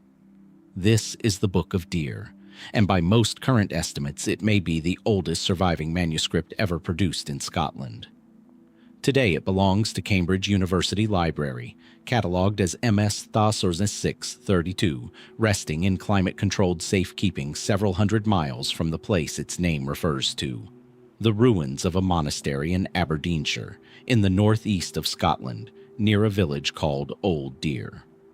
And that geographic distance, small on a map, enormous in terms of what it represents, sits at the very heart of everything strange about this manuscript's history. Let's start with what the book actually contains, because even its basic contents carry a puzzle inside them. The core of the manuscript, the gospel text itself, was written, most scholars agree, sometime in the early 10th century, almost certainly by a scribe trained in the Irish monastic tradition, given the character of the script and the particular version of the gospel text used, which follows conventions associated with Ireland rather than England or the continent. It belongs to a recognizable category of early medieval book known as a pocket gospel. Smaller, more portable manuscripts produced not for grand ceremonial use on a church altar, but for personal devotion, easily carried by a traveling cleric or kept close at hand for private study and prayer. Here's where the puzzle begins. Despite being written by a scribe working within an unmistakably Irish tradition, most scholars examining the manuscript today argue that it was likely produced not in Ireland at all, but in Scotland, quite possibly at or near the very monastery of Deer, whose name it now carries. If that's correct, it tells us something genuinely significant. That Irish scribal training and artistic tradition had been transmitted deep into what is now northeastern Scotland by the 10th century, carried presumably by monks moving along the same religious and cultural networks that connected Ireland to the Celtic Christian communities of western and northern Britain. But most scholars argue is doing real work in that sentence. The book's true place of origin has never been definitively settled, and the case for a Scottish origin, however currently favored, remains an inference built from stylistic comparison, rather than a fact confirmed by any documentary record. 2 centuries after the core gospel text was written, someone, or more likely, several different people, working across multiple sessions, began adding material to the manuscript's margins and blank spaces in a language that had never before appeared in written form anywhere, an early form of Scottish Gaelic. These additions, known to scholars as notitia, aren't devotional texts or theological commentary. They're something far more mundane, and for exactly that reason, far more valuable to historians. Legal records, land grants, charters documenting gifts of property and rights to the monastery of Deer, made by local nobles and kings, recorded directly into the margins of a holy book precisely because doing so gave those grants a kind of sacred, unimpeachable permanence. The word of the donor bound physically to the word of God. This makes the Book of Deer, quite simply, irreplaceable. It's not merely a beautiful surviving example of insular art, of which a handful of comparable examples do exist elsewhere. It is the single oldest piece of written Gaelic from Scotland in existence anywhere in the world. A direct, physical link to a language, a legal culture, and a monastic community that would otherwise be almost entirely invisible to modern historians, known if at all only through the occasional passing mention in outside chronicles. Which brings us to the actual disappearance, because unlike Cuthbert's tomb or Olaf's grave, nobody claims the Book of Deer was ever destroyed, hidden, or lost in any dramatic sense. It simply left Scotland at some point, and nobody, to this day, can say exactly when, how, or under what circumstances. The monastery of Deer itself, according to what little can be reconstructed from the marginalia and later records, appears to have functioned as an active religious center through at least the 12th century, receiving the land grants that scribes so carefully recorded in the book's margins. Sometime after that period, the record is frustratingly thin here too, the original early medieval monastic community seems to have given way to a formal Cistercian abbey, established nearby in the early 13th century. And the trail of the manuscript itself, from that point forward, goes completely cold for roughly 500 years. When the book resurfaces in the historical record, it does so not in Scotland, not in any Scottish archive or cathedral library, but in the personal book collection of an English clergyman, John Moore, Bishop of Ely, an avid and famously wealthy manuscript collector active in the late 17th and early 18th centuries. If that name sounds familiar, it should. Moore's collection is the very same one in which the Book of Cerne, the manuscript from our previous chapter, first turns up in the documented historical record in that same year of 1697. Two of the most significant surviving manuscripts of early medieval Britain, one from Anglo-Saxon Mercia, one from early medieval Scotland, both surface for the first time in modern history inside the personal library of the same 17th century English bishop. A coincidence that is almost certainly just that.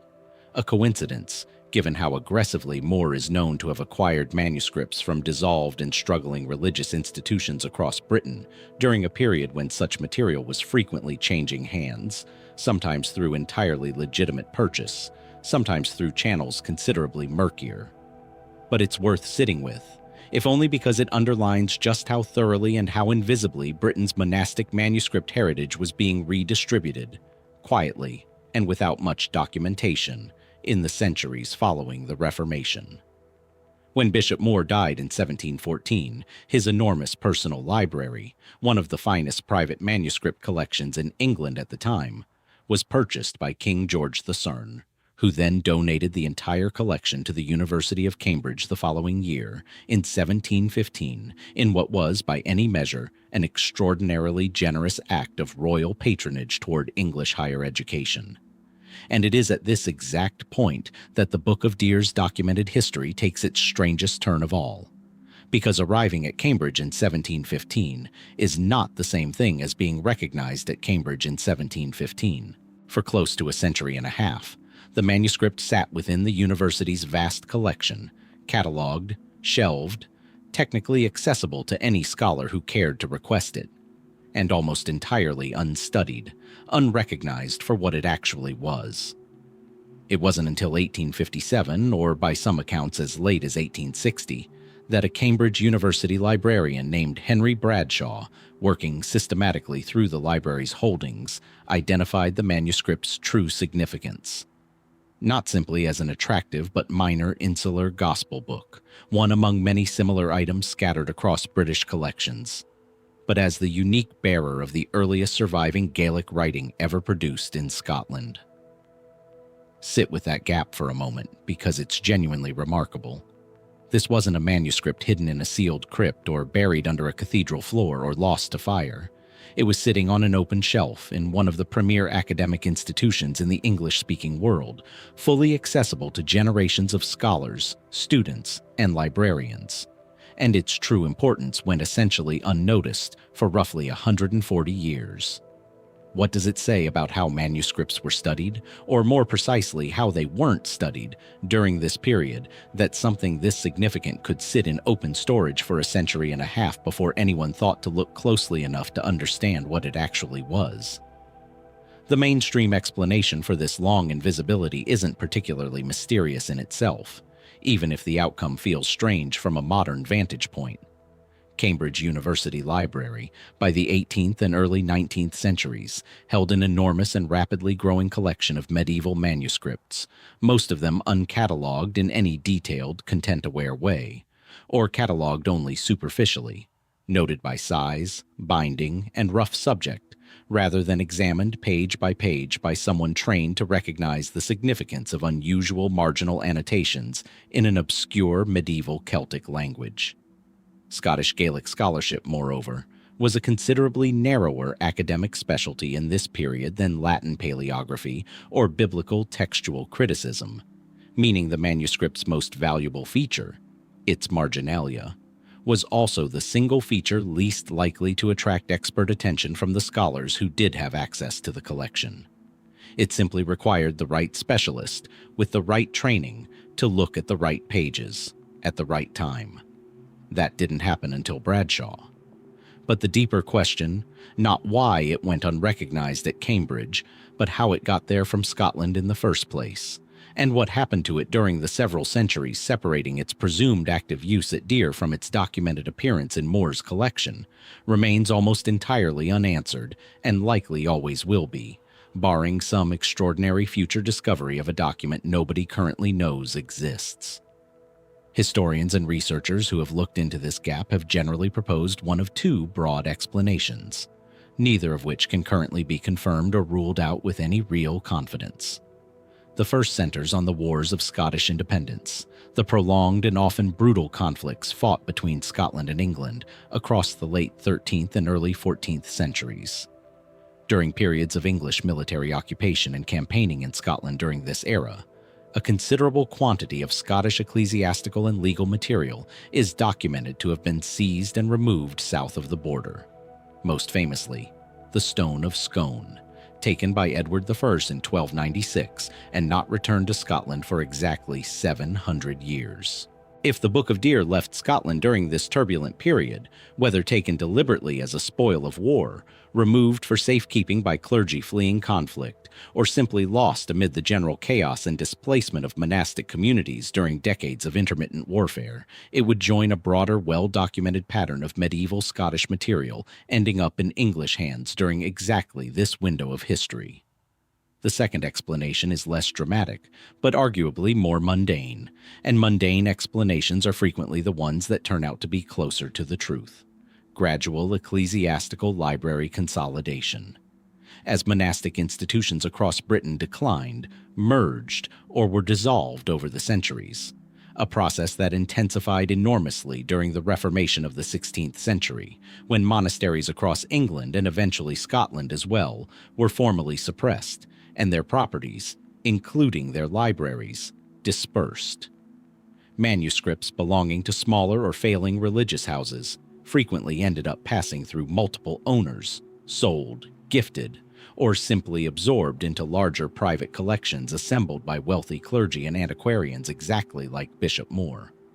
Under this explanation, there's no single dramatic seizure to point to, just a slow, undocumented drift southward across 2 or 3 centuries, one transaction or one bequest at a time, none of it individually significant enough for anyone at the time to bother writing down. Neither theory has any direct supporting documentation.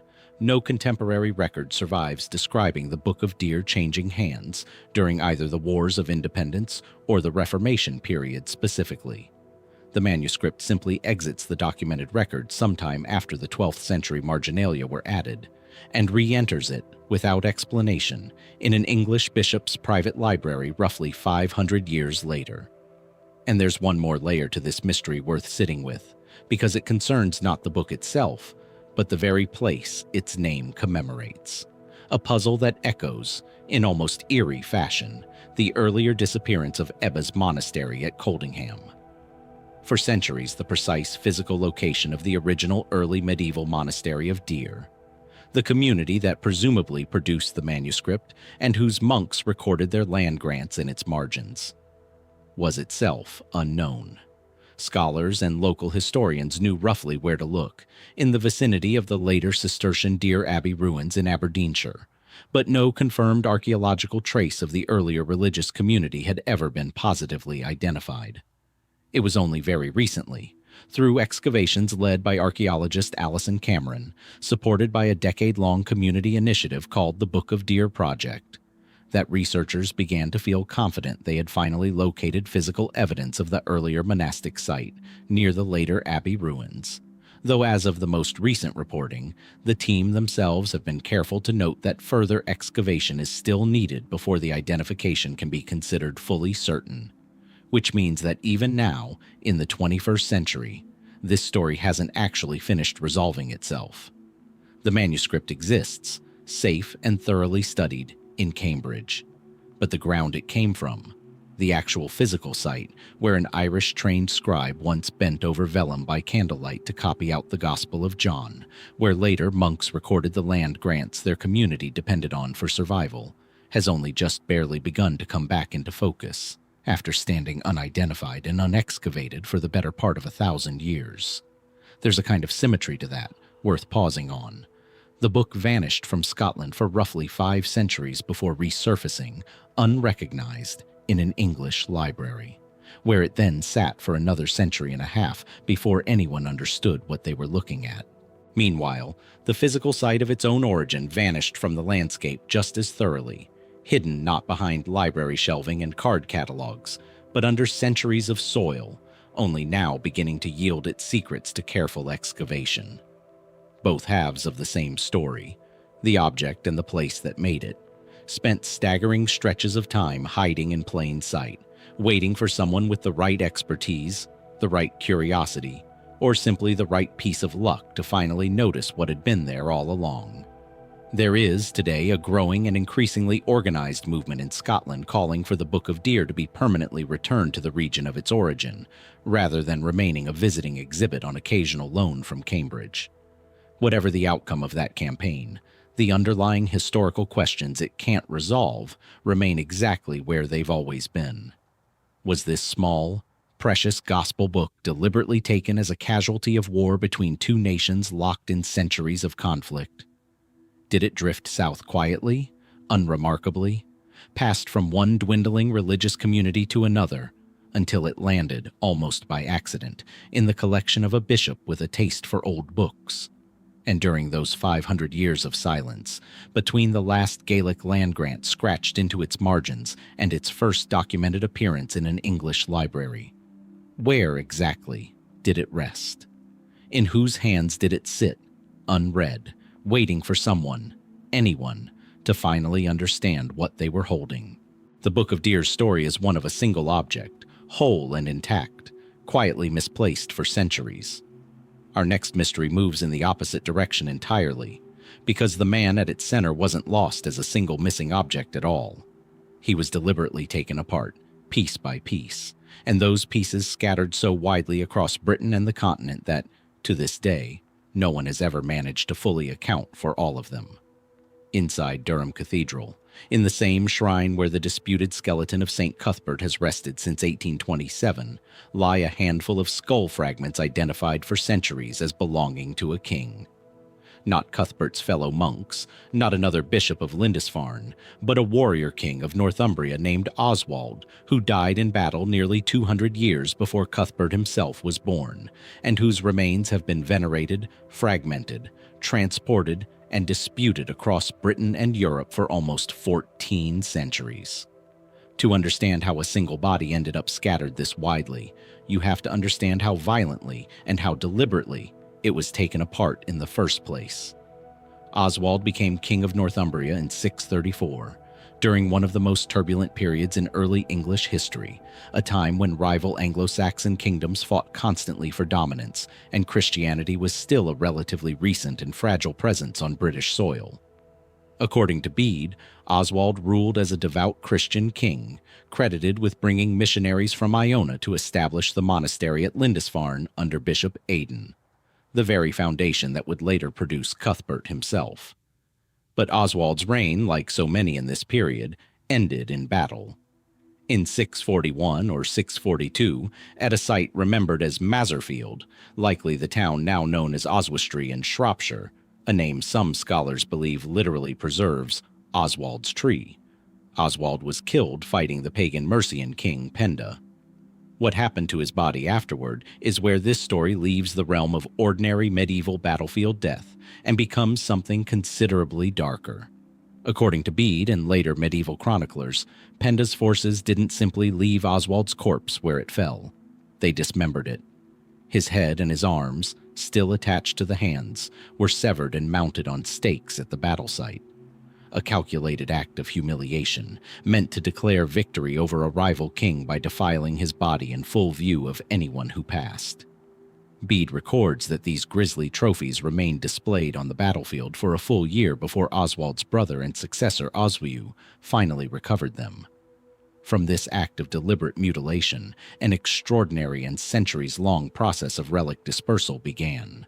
One that, unlike most saints' cults, didn't just involve a single body being moved between shrines, but involved fundamentally different parts of the same body traveling to entirely different, often widely separated destinations, each developing its own independent cult, its own local legend, and in some cases, its own claim to miraculous power.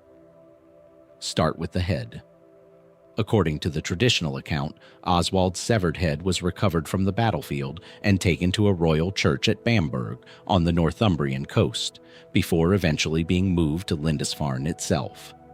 It was there, according to the most widely accepted version of events, that the monks of Lindisfarne, fleeing Viking raids in 875, carrying with them the body of Cuthbert in the same desperate exodus we explored earlier in this series, placed Oswald's skull directly inside Cuthbert's own coffin for safekeeping, apparently reasoning that no single object was safer from Viking plunder than the body of one of the most venerated saints in Northumbria.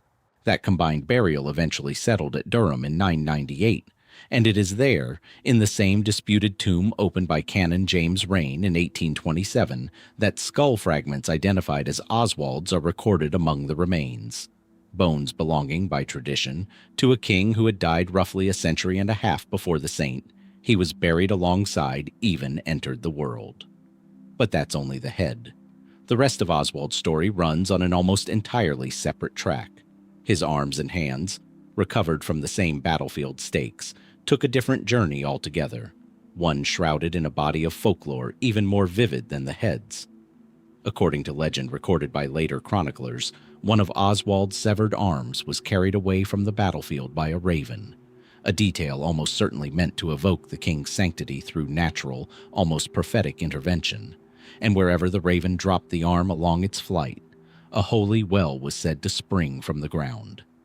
Setting the raven aside as legend rather than fact, the more historically documented tradition holds that Oswald's arm and hand were initially preserved at the royal church in Bangor, and, remarkably, according to Bede himself, writing within living memory of witnesses, remained physically uncorrupted for years afterward, kept visible in a silver case as one of the most prized relics in the region, specifically because the flesh had not decayed, in the same tradition of miraculous preservation we've already seen attached to Cuthbert.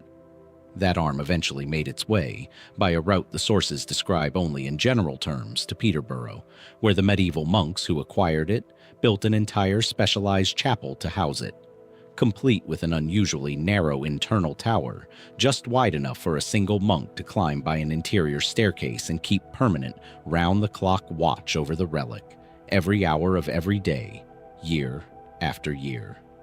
That chapel, remarkably, still stands at Peterborough Cathedral today, one of the few purpose-built medieval relic-guarding structures anywhere in England to survive into the modern period, even though the arm it was built to protect vanished from the historical record centuries ago, almost certainly destroyed or dispersed during the Reformation along with the vast majority of England's medieval relic collections. And then there's the rest of the body, the torso, the remaining bones, which followed yet a third, entirely different path. Oswald's niece Osthryth, Queen of Mercia, along with her husband King Ethelred, is recorded by Bede as having taken the saint's bones to Bardney Abbey, a monastery in the kingdom of Lindsey in what is now Lincolnshire. The story of that transfer carries its own miraculous flourish. According to tradition, the monks of Bardney initially refused to accept the remains, apparently still holding some resentment toward Oswald as a king from a rival territory who had once invaded their lands, until a mysterious pillar of light was reportedly seen rising from the wagon carrying his bones overnight, convincing the monks by morning that they had wrongly refused a genuinely holy relic. Once accepted, Oswald's remains stayed at Bardney for well over 2 centuries, becoming the center of a significant regional cult until Viking incursions into the area in the early 10th century prompted yet another move. In 909, following a joint West Saxon and Mercian military raid led by Æthelflæd, daughter of Alfred the Great, the bulk of Oswald's remaining bones were transferred once again, this time to a newly built minster in Gloucester, promptly renamed St. Oswald's Priory in his honor, a foundation important enough that Æthelflæd herself, along with her husband, chose to be buried there, and one that continued to receive royal patronage for generations afterward, including significant support from their nephew, King Æthelstan. So, a head at Durham, an arm somewhere lost after Peterborough, a body largely translated to Gloucester after 2 centuries at Bardney. Even this much represents an unusually fragmented relic history by medieval standards.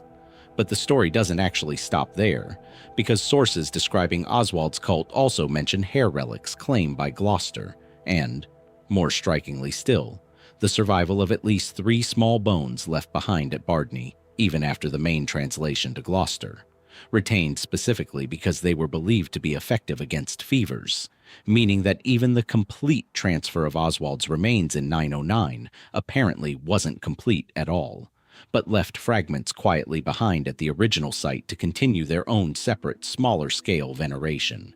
And this is where the mystery stops being simply about tracking multiple relocations of a documented set of remains, and starts becoming a genuine historical puzzle. because by the high medieval period, there wasn't just one claimed head of St. Oswald in circulation. There were, by some accounts, at least 4 other heads claimed by various churches across continental Europe, none of which can possibly be the genuine skull if the Durham tradition is accurate, and none of which historians have any reliable way of definitively ruling out either, given how thoroughly the cult of Oswald spread across the continent during the medieval period, carried in part by English missionaries and in part by the sheer prestige that came with hosting even a fragment of a genuinely famous royal martyr's remains. Multiple churches in what is now Germany and Switzerland, for instance, developed their own Oswald venerations, complete with their own claimed relics, entirely independent of the English tradition, meaning that by the height of the medieval relic trade, there wasn't a single disputed body to track, as with Cuthbert, but potentially half a dozen or more competing sets of bones, scattered across 2 countries, each with its own chain of custody, its own miracle stories, and its own community of the faithful utterly convinced that theirs was the authentic remnant of the martyred king. How does something like this happen? Partly, historians agree, through the ordinary mechanics of the medieval relic economy, an economy in which possessing even a small fragment of a famous saint conferred enormous prestige, pilgrimage revenue, and spiritual legitimacy on whichever church could produce one, creating powerful incentives across the medieval Christian world to identify, or in less charitable interpretations, simply fabricate, relics attributable to particularly famous, particularly marketable saints. Oswald, a genuine royal martyr, killed in a documented battle, with an origin story rich in miracle and drama already recorded by a source as authoritative as Bede, was exactly the kind of figure whose relics would have been worth acquiring by any means available, whether through legitimate transfer, opportunistic claim, or outright invention. But the more genuinely puzzling question, at least for anyone trying to reconstruct an accurate physical history rather than simply a religious one, is how much of any of this can actually be verified against the documented core of the story: the head at Durham, the arm at Peterborough, the body at Gloucester, versus how much represents later accretion, competing claims, and outright fabrication layered on top of a genuine 7th century event over the following 8 or 9 centuries. No comprehensive modern forensic comparison has ever been conducted across all of these claimed remains. No DNA analysis linking the skull fragments at Durham to any other surviving Oswald relic anywhere in Europe. No attempt to determine through material or isotopic analysis whether the bones once venerated at Bardney and the bones eventually enshrined at Gloucester genuinely represent a continuous, single set of remains, rather than a partial transfer supplemented, at some point along the way, by other material entirely. And Gloucester's own physical history only deepens the uncertainty. St. Oswald's Priory did survive into the modern period, remarkably in fragmentary form. A portion of the original 10th century structure still stands in the city today, alongside an early medieval carved stone cross uncovered during more recent excavation. Tangible evidence that the site was real, was important, and was genuinely connected to Oswald's cult in some concrete way. But the priory, like so many English religious houses, was dissolved during the Reformation, and whatever remained of Oswald's body at that point in history follows the same familiar pattern we've now traced across half a dozen chapters of this series. Dispersed, most likely destroyed, its final fate undocumented, leaving modern researchers to work only from the fragmentary 14th century record of what had been there before, rather than any physical remains available for direct examination today. So where does that leave us with a king whose body was dismembered on a Mercian battlefield in the year 642, and whose fragments then embarked on nearly 14 centuries of independent, overlapping, and in several cases, entirely unverifiable journeys across England and the continent? The skull fragments at Durham may genuinely be his. That tradition is old, consistent, and tied to one of the most carefully documented relic transfers in early English history. But what of the arm that vanished from Peterborough's carefully built guard tower, watched over day and night for centuries, and then simply gone? What of the body that moved from Bardney to Gloucester, leaving fragments behind at each stop along the way, whose ultimate fate after the Reformation was never recorded? And what, if anything, do the other claimed heads scattered across continental Europe actually represent? Deliberate medieval fraud, honest confusion born from centuries of relic trading, or perhaps in some cases neither, but simply questions that will never now be answerable, buried somewhere in the gap between what Bede recorded in the 8th century and what actually happened to a scattered king's bones in all the centuries since. Oswald's story leaves us with fragments scattered so widely across 2 continents that no single institution can definitively claim him. Our final sight in this stretch of the journey takes the opposite shape: a single catastrophic event, in a single place, on a single afternoon, whose destruction was so thorough that it created a documentary vacuum convenient enough to make some historians wonder whether it was exploited rather than simply survived. Walk through the roofless ruins of Glastonbury Abbey today, in the gentle green landscape of Somerset, and you'll find yourself standing among fragments of what was once one of the wealthiest and most politically significant monasteries in all of medieval England. Soaring stone archways open to the sky, the outline of a vast church traced now only in low foundation walls and neatly mown grass. A plaque near the site of the former choir marks, according to long tradition, the resting place of King Arthur and Queen Guinevere. Nearby stands the Lady Chapel, one of the few sections of the abbey to survive largely intact, built on the exact footprint of what the monks called the Vetusta Ecclesia, the Old Church, which they claimed had stood on this spot since the earliest days of Christianity in Britain. Nearly everything about Glastonbury's ancient reputation rests on stories that cannot be independently verified against any surviving contemporary record. And that isn't necessarily suspicious on its own. Early medieval documentation is thin everywhere in Britain. What makes Glastonbury different, and what makes this case worth examining closely, is that we know, with unusual precision, exactly when much of that documentation would have been destroyed, exactly who stood to benefit from an unverifiable blank space in the Abbey's history, and exactly what remarkable, historically convenient discoveries followed within just a few years of that destruction. Glastonbury's monastery was already ancient and significant by the time of the crisis at the center of this story. The site had functioned as a religious community since at least the early 7th century, and possibly earlier still.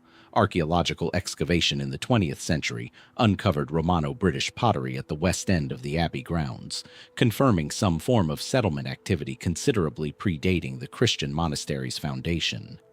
Though what that earlier activity actually represents remains its own separate, unresolved question.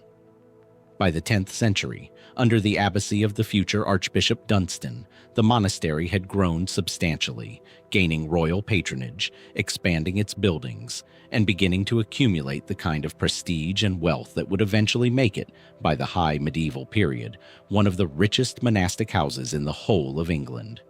Wealthy enough, and significant enough, to serve as the burial site for multiple kings of the House of Wessex. Underpinning all of that wealth and prestige was Glastonbury's claimed history, and this is where the story starts to demand real scrutiny. According to the monastery's own accounts, most notably the chronicle compiled by the respected 12th century historian William of Malmesbury, Glastonbury's original church had been founded not merely early, but at the absolute dawn of British Christianity itself, traced back to a grant of land made to the old church as far back as the early 7th century, and, according to later, considerably more elaborate tradition, originally built even earlier than that. Some versions of the legend claiming a foundation stretching back to within decades of the crucifixion itself.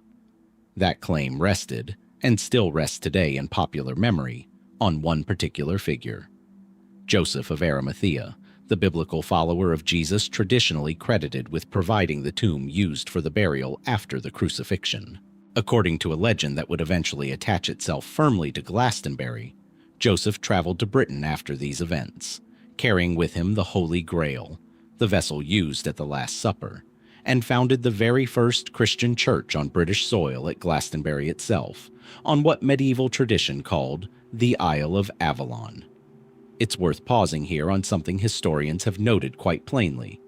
William of Malmesbury's own chronicle of Glastonbury's antiquities, our single most important and ostensibly authoritative early source for the Abbey's ancient history, is a text modern scholars openly describe as containing known and strongly suspected instances of pious forgery. Material inserted, altered, or fabricated to bolster the Abbey's claims to ancient prestige, apparently well before the events we're about to examine even occurred. This matters, because it establishes that Glastonbury's monks had both a documented motive and a documented willingness to embellish their institutional history significantly before the crisis that follows made such embellishment even more urgently necessary. That crisis arrived on the 24th of May, 1184, the feast day of St. Urban, when a catastrophic fire swept through the abbey. Contemporary accounts describe the destruction as near total: the church, the cloisters, most of the monastic buildings, and, critically for our purposes, the treasured library and the abbey's enormous, meticulously described collection of sacred relics were consumed, including the contents of the Vetusta Ecclesia itself, the ancient old church that supposedly dated back to the earliest days of British Christianity, and which William of Malmesbury, writing decades earlier, had described as containing relics and reliquaries too numerous to count.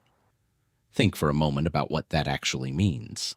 Whatever physical evidence existed to substantiate Glastonbury's claims of extraordinary antiquity, early charters, ancient relics, whatever tangible remnants of a supposed apostolic-era foundation the monastery had accumulated and displayed for centuries, was, in a single afternoon, either destroyed outright or rendered permanently unavailable for any kind of independent verification.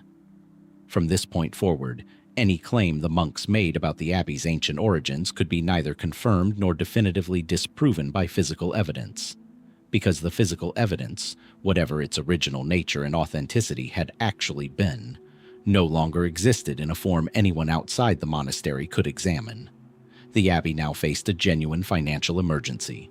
Rebuilding a structure of this scale required enormous capital, and Glastonbury's traditional sources of pilgrim income and wealthy patronage, deprived of both its relic collection and its ancient church building, began to falter. Reconstruction started almost immediately, with the Lady Chapel completed by 1186, built with notable and specific intent directly over the exact footprint of the destroyed old church. A decision architectural historians examining the structure have noted was accompanied by another curious choice.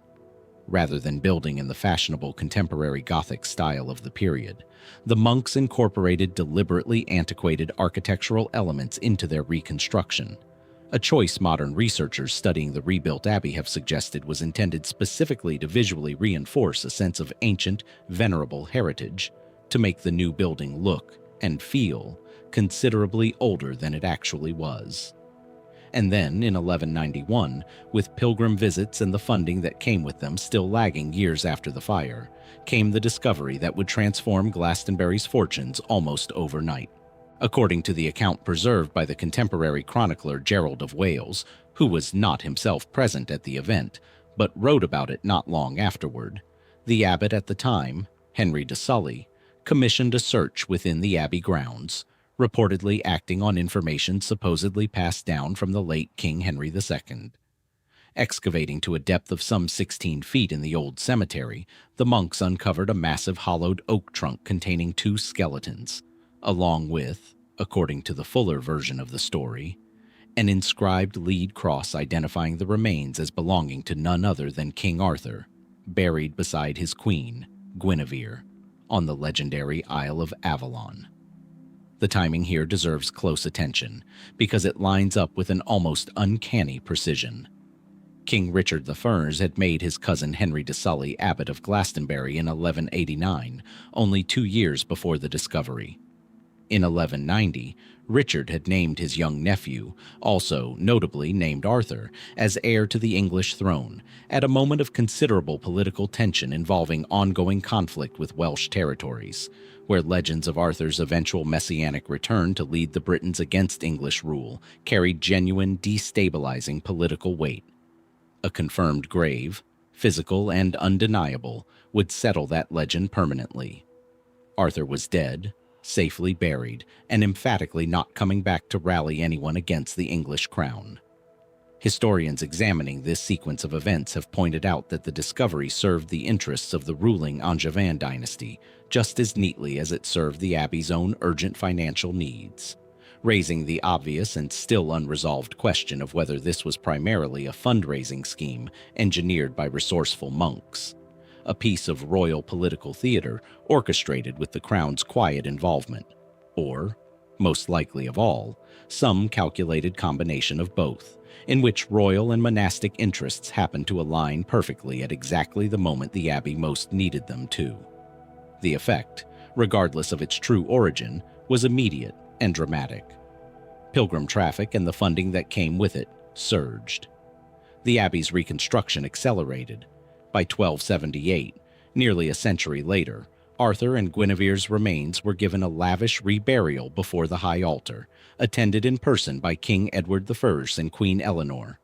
Another moment, historians have noted, that conveniently coincided with a period of active English military campaigning in Wales, when a very public royal endorsement of Arthur's confirmed, permanent death carried exactly the same politically useful message it had a century earlier.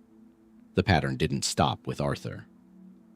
Over the following centuries, Glastonbury's claimed connection to Joseph of Arimathea, present in only vague and undeveloped form before the fire, grew steadily more elaborate and more central to the Abbey's identity, evolving in step with the broader medieval popularity of Holy Grail literature circulating across Europe.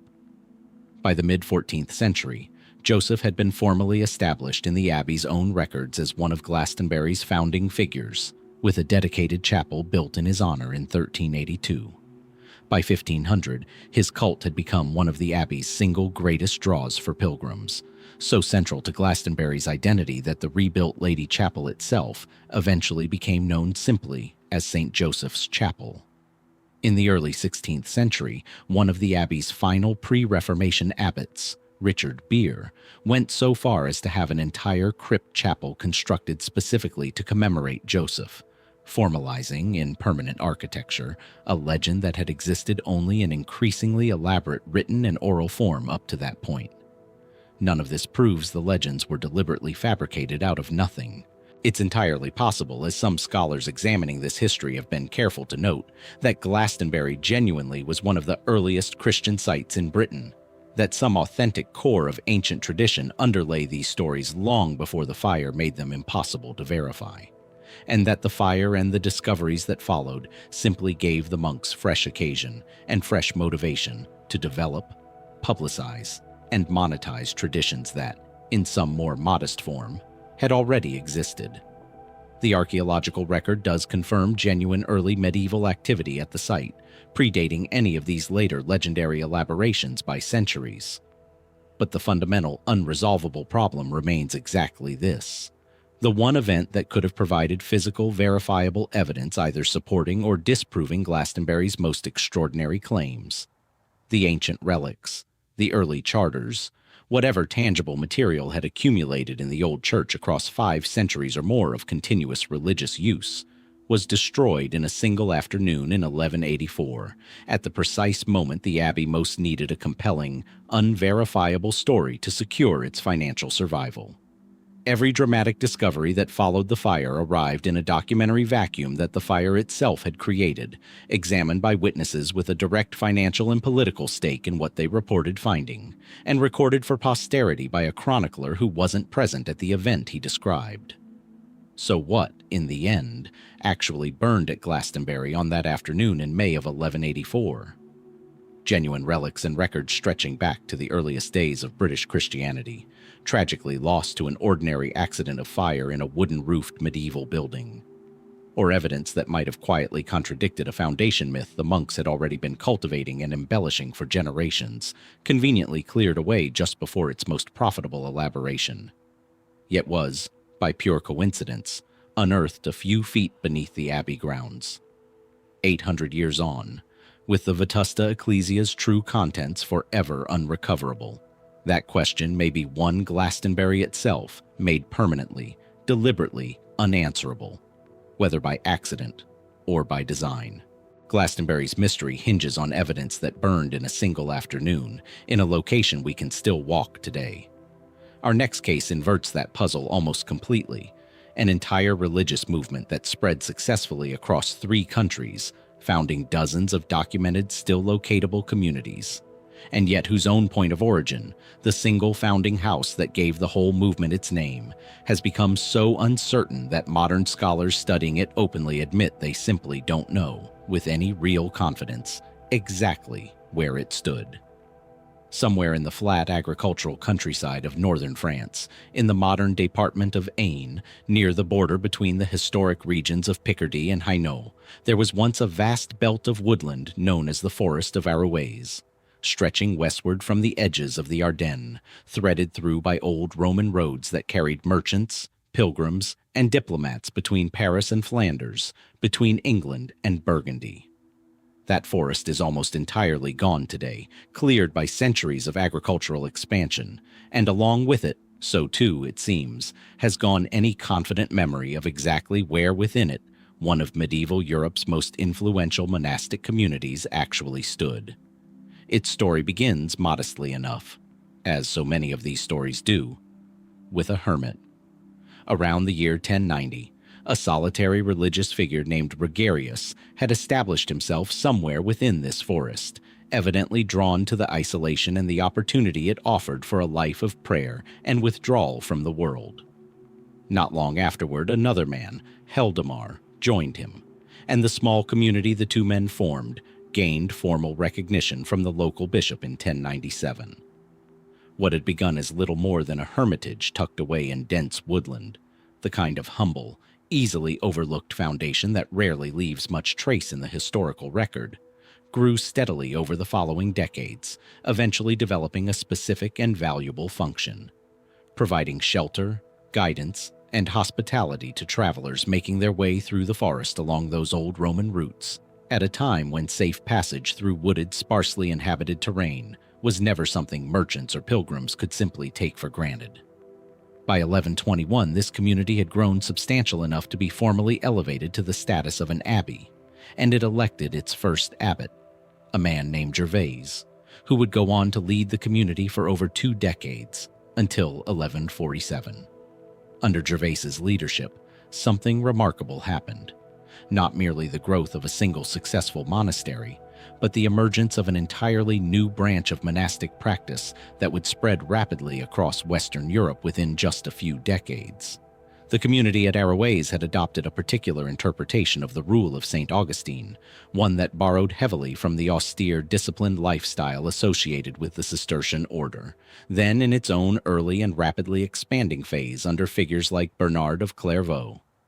This blend, Augustinian in foundation, Cistercian in rigor, proved enormously appealing to wealthy and powerful patrons across the 1130s, a decade in which founding new religious houses had become something of a fashionable, prestige-conferring undertaking among the European nobility, eager to secure prayers for their souls and demonstrate their piety through the endowment of new communities. The results were extraordinary by any measure. Houses following what became known as the Arrouaisian order sprang up across France, England, Scotland, and Ireland within a remarkably short span of time.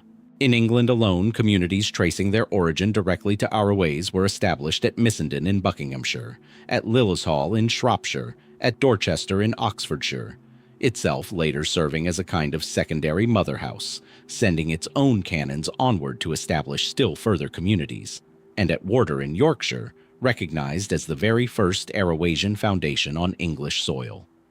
In Scotland, the order established Cambus Kenneth Abbey. In Ireland, it founded Knock Abbey in County Louth. These weren't obscure marginal foundations either. Missenden Abbey's own surviving foundation charters explicitly trace its canons back to a daughter house of Arrouaise itself, and Dorchester's founding canons are recorded as having been drawn directly from Arrouaise under Gervais's own leadership, brought over specifically to replace an existing community of secular clergy at the direct instruction of the Bishop of Lincoln. By any reasonable historical measure, this was an order of major continent-spanning significance during the middle decades of the 12th century. comparable in its initial energy and expansion to the Premonstratensians, founded at almost exactly the same moment, in 1120, by Norbert of Xanten at Prémontré, a location not far away in the same general region of northern France, and destined for a far longer and better documented institutional survival. And this is precisely where the puzzle begins to take genuine shape, because unlike Prémontré, whose location has never been in serious doubt, the location of Arrouaise itself, the founding house from which this entire, continent-spanning movement took its name, has become, according to researchers who have looked closely into the matter, a matter of open scholarly uncertainty. Consider what that actually means. We have solid documentary evidence for dozens of daughter houses across 4 different countries. Their foundation charters survive, their locations are known with precision, several of their ruins or successor buildings still stand today, some even converted into private residences that remain occupied. We know the name of the founding abbot, Gervais, and the approximate dates of his tenure. We know the general region, somewhere within or near the old forest of Arrouaise, in the historical county of Artois, in what's now northern France. And yet, when researchers have tried to pin down the precise site of the mother house itself, the one place that gave an entire monastic movement its name and its identity, they've run into a surprising and genuinely puzzling wall of ambiguity. Part of the difficulty seems to be linguistic. Modern researchers examining the etymology of the name Arrouaise have noted that it doesn't correspond cleanly to any of the standard regional adjectives used historically to describe the surrounding area. The terms conventionally used for something connected to the nearby city of Arras or to the broader historical region of Artois are simply different words entirely. This suggests Arrouaise may instead derive specifically and only from the name of the forest itself, rather than from any broader regional identity, which in turn means the name gives us essentially no help in narrowing down where within that once considerable stretch of woodland the actual abbey stood. There is, today, a small hamlet in the appropriate general area, in the higher ground between the sources of several regional rivers, including the Somme, the Sambre, and the Escaut, called simply l'Arrouaise, reachable only via a minor back road in the Aisne département. On its face, this seems like the obvious candidate, a place that has carried the abbey's exact name down through the centuries, sitting in roughly the right geographic zone. But researchers examining the site have pointed to a problem that cuts directly against this identification. The location is remarkably out of the way, tucked at the end of an isolated turning off a minor road, a position that would have suited the community's earliest origins as a small, deliberately isolated hermitage perfectly well.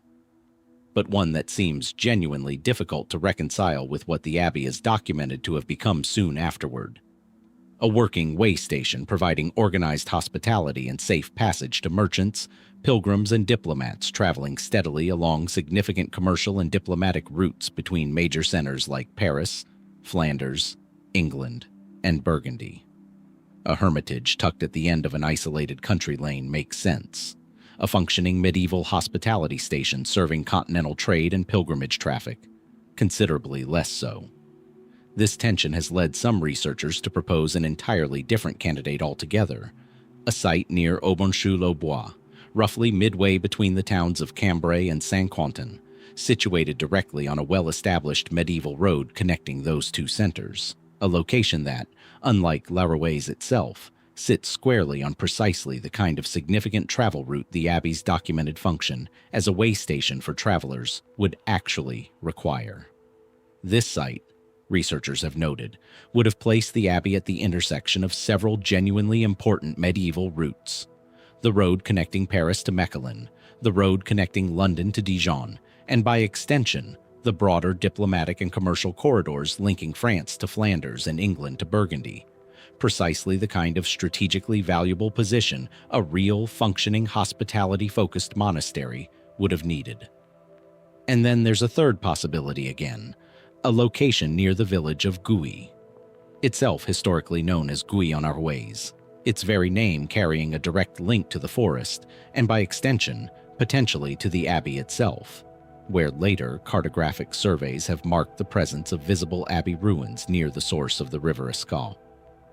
Some researchers examining this site have suggested it may in fact be identical to a place remembered in other records as Mont Saint-Martin, raising the further complication that this particular ruin might not represent Arrouaise Abbey at all, but rather an entirely separate religious foundation that happened to serve a similar function, sheltering travelers under the patronage of an entirely different saint. And this is where a final, almost maddening detail emerges.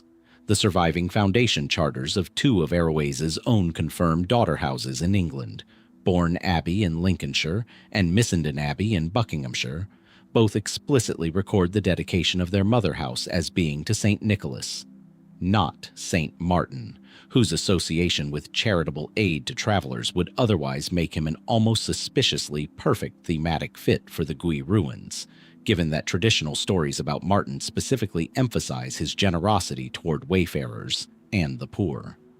So we're left with, effectively, three plausible candidate sites, each with its own strengths and its own significant problems. One that carries the right name but seems poorly suited to the Abbey's documented function. One that fits the documented function well but carries no direct name-based confirmation at all. And one with visible physical ruins that may or may not represent an entirely different institution altogether, dedicated to a different saint than the records of Arrouaise's own confirmed daughter houses describe. No modern systematic archaeological survey appears to have definitively resolved this question in favor of any single site, which means that today, the actual founding location of an order significant enough to spawn dozens of daughter abbeys across England, Scotland, Ireland, and continental Europe within barely 2 generations remains, by the honest admission of researchers who have examined the question directly, essentially unconfirmed.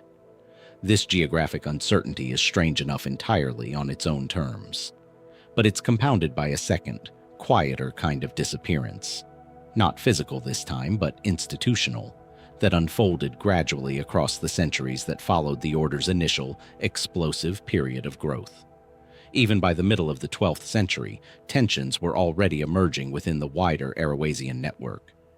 A surviving letter from Archbishop Theobald, written sometime between 1151 and 1161, describes serious internal discord at Lilshall Abbey in Shropshire, jealousy, open strife, according to the Archbishop's own description, almost to the point of open war among the resident canons, with blame directed squarely at the abbot then in charge.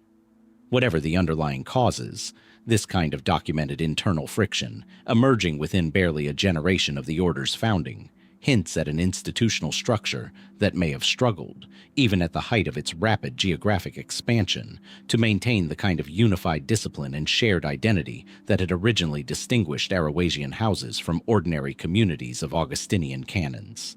And that distinction, as it turns out, simply eroded over time, quietly, gradually, without any single dramatic event marking its disappearance.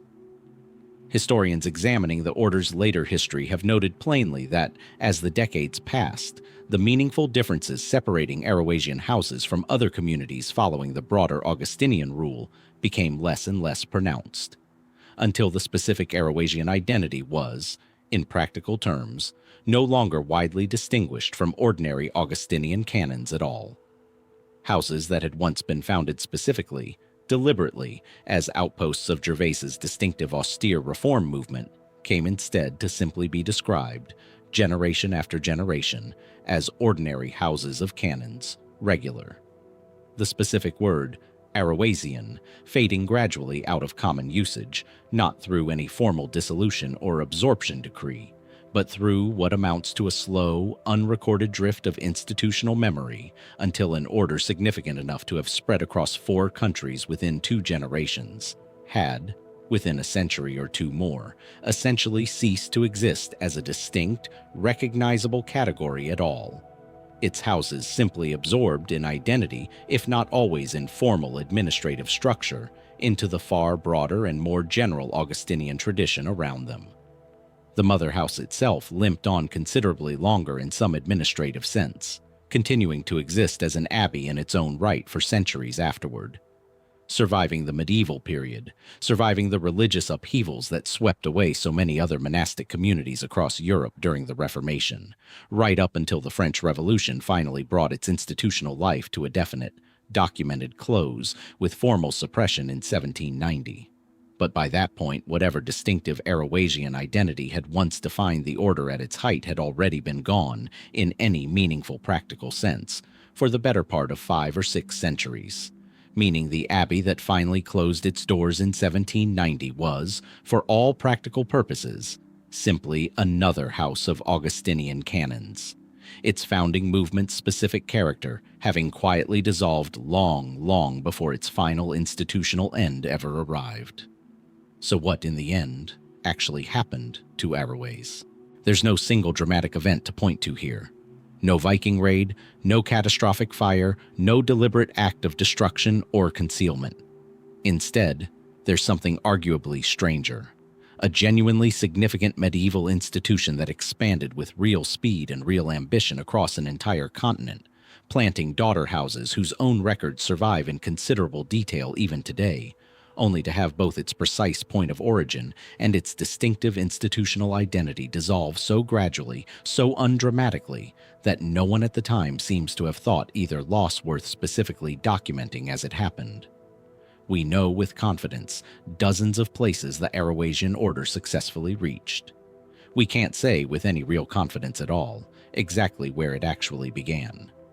Perhaps the answer really is sitting quietly at Aubencheul-au-Bois, along that old medieval road between Cambrai and Saint-Quentin, waiting for the kind of careful, systematic archaeological attention that finally helped researchers relocate Æbbe's lost monastery at Coldingham, or identify the true foundations of Bangor somewhere beneath the shifting banks of the River Dee. Or perhaps the truth is simply that a hermitage founded in dense, now largely vanished forest, by men who left behind no detailed record of their own exact surroundings, was never going to be easy to relocate precisely, once the landscape itself, the forest that gave the whole movement its name, had been cleared, farmed over, and folded quietly back into the ordinary agricultural countryside of northern France. Either way, the question remains open. Where precisely did an order significant enough to reshape the religious landscape of 4 medieval countries actually begin? And what, if anything, still lies waiting beneath that quiet stretch of French farmland to finally settle the question for good?